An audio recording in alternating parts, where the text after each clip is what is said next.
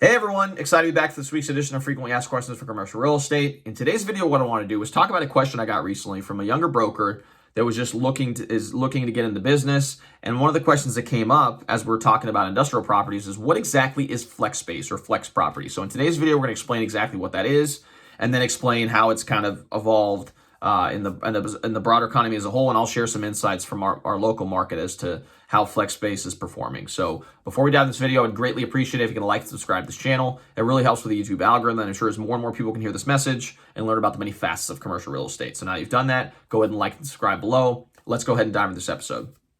All right, so the question is, what exactly is flex space or flex properties? Now, before we dive into exactly what that is, we really want to get a feel for what different types of industrial properties there are.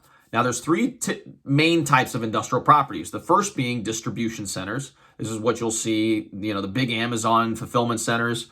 They're going to have massive ceilings, very expansive, typically clear span, meaning they don't have, columns coming down. It's very open concept to be able to store as much material as possible. And the orientation of the space is such that it makes it easier for product to be delivered and moved around the facility and ultimately to its intended target, which is the broader consumer. So that's number one, is a distribution center. Number two is a manufacturing facility. And manufacturing facilities come in all shapes and sizes, and they have different uses or requirements.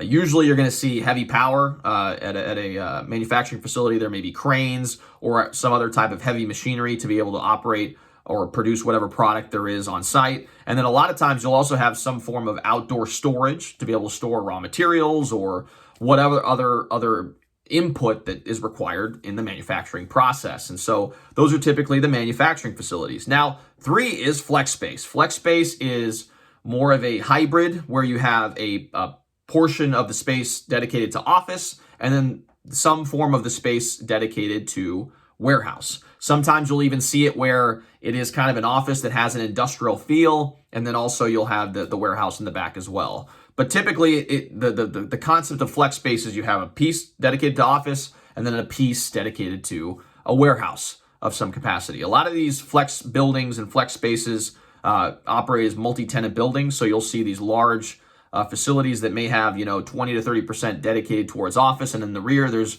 going to be some form of warehouse. And these are typically attractive to smaller to mid-sized contractors. So you'll see a lot of